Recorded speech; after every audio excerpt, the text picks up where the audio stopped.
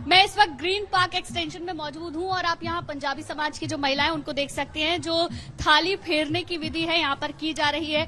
आटे से दिया तैयार किया गया है और थाली में तमाम वो पूजा की जो सामग्री होती है वो रख ली गई है। और जो नई शादीशुदा महिलाएं हैं उन्होंने चुनरी ओढ़ी हुई है और बाकी उनके परिवार के जो सदस्य हैं वो यहाँ पर परिवार की महिलाएं मौजूद हैं और जो एक विधि है उसको पूरी कर रही हैं। बीचों बीच करवा चौथ की पूजा के लिए करवा माता की मूर्ति रखी हुई है, फूल फल वहां पर चढ़े हुए हैं।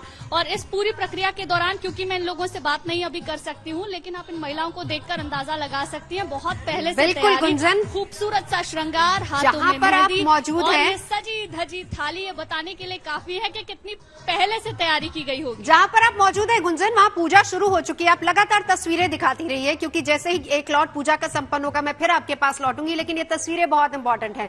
नंदिता जी, अब यहाँ पर बारी आती है कि थाली में कुछ छूटना नहीं चाहिए। जब हम सुबह उठ के तारों की छांव में सर्गी खाते हैं, एक संकल्प लेते हैं पति की लंबी उम्र का, और उस व्रत का भी एक संकल्प लिया जाता है, तो उसके बाद शाम में कोई चीज छूटे नहीं, तो उस थाल में कौन कौन सी ऐसी इंपॉर्टेंट चीजें हैं जो होनी चाहिए? देखिए, सबसे पहले तो थाल में करवा रखने का, मिट्टी का करवा रखें, या आप अपनी श्रद्धा अनुसार जो भी करवा रखना चाहते हैं उसको अवश्य रखें।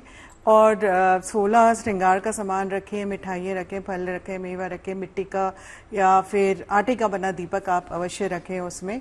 तो ये जो होती है मेन इंपॉर्टेंट चीज़ें होती हैं, जिसको फल फूल आप रखते हैं।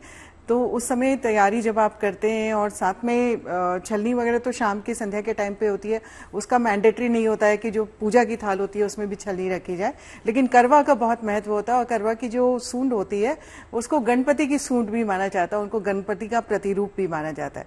देखिए, आज करवा चौथ है, चतुर्थी तिथि गणपति की होती है, साथ ही चंद्रमा की पूजा भी की जाती है। अब चंद्रमा और गणपति का ना थोड़ा खट्टा मीठा सा रिश्ता है।